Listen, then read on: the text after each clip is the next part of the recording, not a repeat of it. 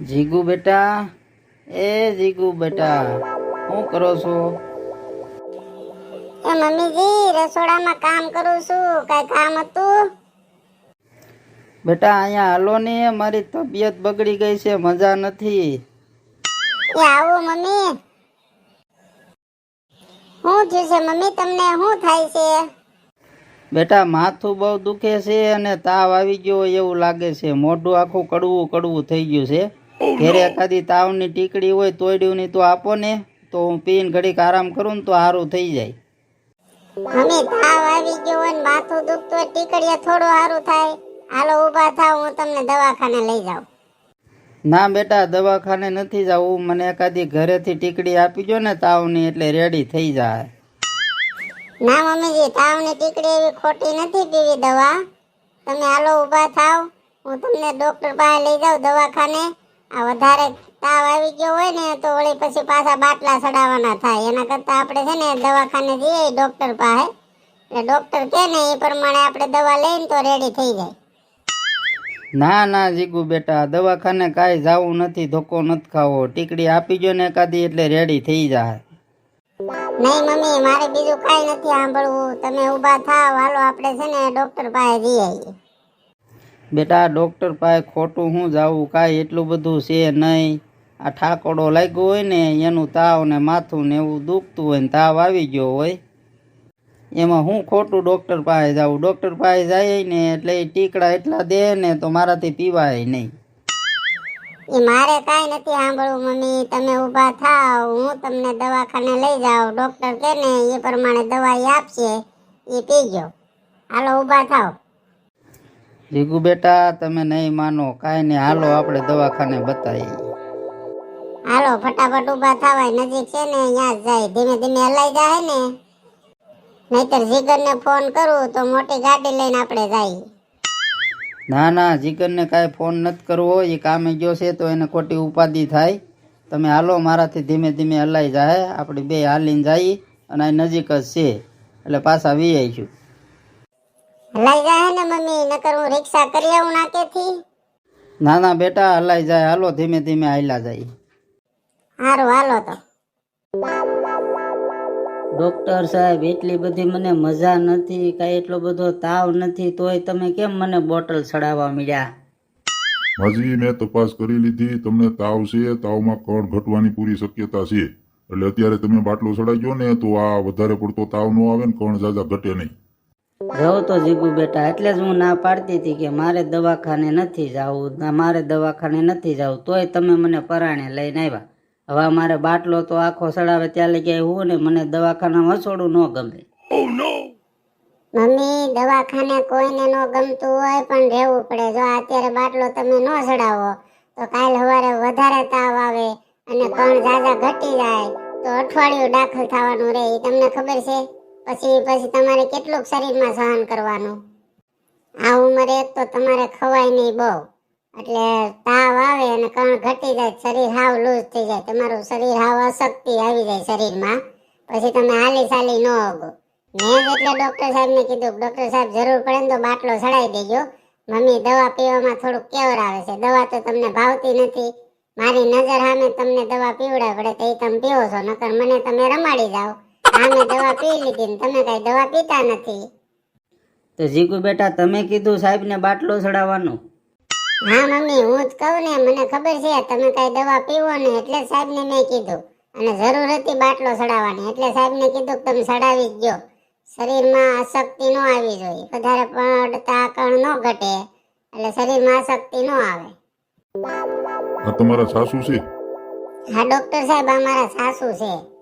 માજી તમે ભાગશાળી છો કે આવી તમને વહુ મળી. તમે માજી આગલા જન્મમાં કઈ ખારા કર્મ કર્યા છે એટલે આવી તમને વહુ મળી. કેટલી તમારી સેવા સાકરી કરે છે.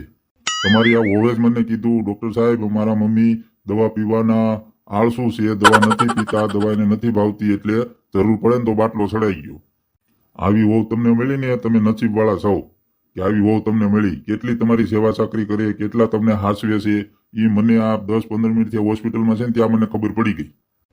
ઈ તો છે હો ડૉક્ટર સાહેબ, મારી વહુ મારી એટલી સેવા કરે ને કે એની વાત જ જવા ગયો તમે. સવારે ઉઠીને બ્રશ કરું ને ત્યાં મારી હાટું નાસ્તો કમ્પ્લીટ થઈ જાય, નાહી ધોઈને મને નાસ્તો આપી જાય અને મારે આખો દિવસ કોઈ કામ કરવાના નહીં ડૉક્ટર સાહેબ.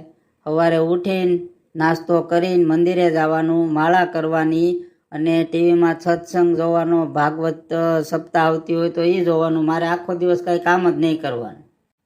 હું તો એ જ વિચારું કે મારા કેટલા ભાઈ હારા કે મને આવી દીકરીથી વિશેષ મને વહુ મળી છે, એટલી મારી સેવા કરે છે ડૉક્ટર સાહેબ.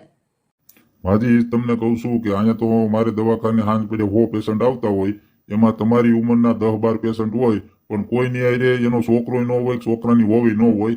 તમારી ઉંમરના માંડ હાલી અગી એવા પેશન્ટ આવે, અમે પૂછીએ તમારી અરે કોઈ છે તો ના પાડે, આમ જો ગળગળા થઈ જાય, આંખમાંથી આંગળા વિયા જાય, ત્યાંથી અમને ખબર પડી જાય કે આના દીકરા અને એની વહુ નહીં કહેવાય છે. એટલે તમે તો બહુ ભાગ્યશાળી છો, તમને આવી વહુ મળી છે.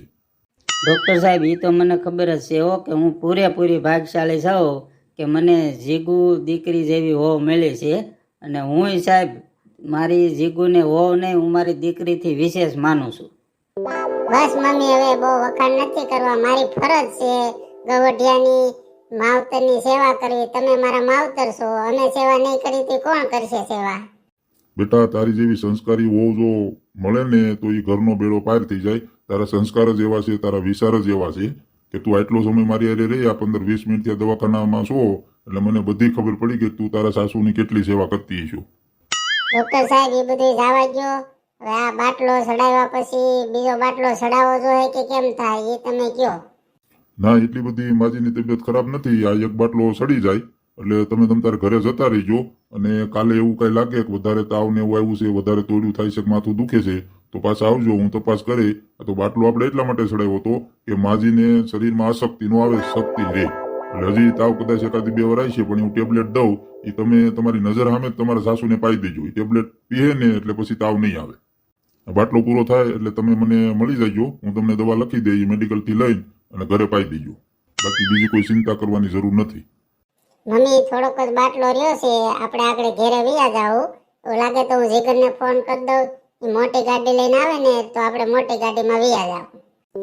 નહીં જીગુ બેટા, જીગરને ફોન નથી કરવો, એને ખોટી ઉપાધિ થાય. જો હજી મારા શરીરમાં શક્તિ છે જ, આપણે જેમ ધીમે ધીમે હાલ્યા આવ્યા એમ પાછા હાલ્યા જાવ, એટલે તમે જીગરને ફોન કરવાનું રહેવા દો. કાંઈ નહીં, જીગરને ફોન નથી કરતી, આપણે બાટલો પૂરો થાય ને એટલે આપણે હાલ્યા જાવ. તમને ઘેરે મેકીને અને ડોક્ટર સાહેબે કીધું છે સફરજન, ચીકુ અને ફ્રૂટ બીજા જે કાંઈ માજીને ભાવતા હોય એ ફ્રૂટ જ ખવડાવજો, એટલે શરીરમાં શક્તિ રહે, સ્ફૂર્તિ રહે અને અનાજ ન ખાય એટલે તાવ ન આવે. એટલે હું તમને ઘરે મેકીને અને માર્કેટમાં જઈને બધા ફ્રૂટ લઈ આવે. તમારે હવે છે ને અઠવાડિયું ફ્રૂટ જ ખાવાના છે, રોટલી શાક ને એવું બધું બંધ. બેટા ફ્રૂટ તો મને એટલા બધા થોડા ભાવે, તું અઠવાડિયું ખાવાની કરશો એવું કાંઈ ન હોય. હું આજનો દી નહીં ખાવ, કાલથી તારે મને શાક રોટલી દેવા જોઈએ. મને શાક રોટલી વગર પેટ જ ન ભરાય. માજી એ મારે કઈ નથી સાંભળવાનું, તમારે અઠવાડિયું ફ્રૂટ જ ખાવાના છે. તમે જે કહેવો ને એ ફ્રૂટ લઈ આવી દઈ. ચીકુનું જ્યુસ તમને ભાવે છે તો હું દિવસમાં 4-5 વખત ચીકુનું જ્યુસ બનાવી દઈ. સફરજન ખાઈજો, કેળા ખાઈજો, બાકી તમારે રોટલી ખાવાની થતી નથી.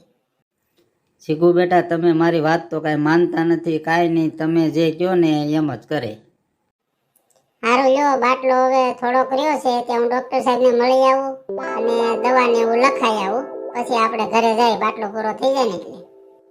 ખરેખર હું ભાગ્યશાળી છું કે મને છે ને દીકરીથી વિશેષ વહુ આપી છે. હે ભગવાન, તમારો ખૂબ ખૂબ આભાર કે તમે મને આવી સંસ્કારી વહુ આપી, કેટલી મારી સેવા કરે, કેટલું મારું ધ્યાન રાખે. આવી સંસ્કારી વહુ તો ભાગ્યશાળીને જ મળે. ખરેખર મેં આગલા જન્મમાં કંઈક એવા જ પુણ્ય કર્યા છે કે આ જન્મમાં મને આવી દીકરીથી વિશેષ વહુ મળી. ભગવાન તમારો ખૂબ ખૂબ આભાર.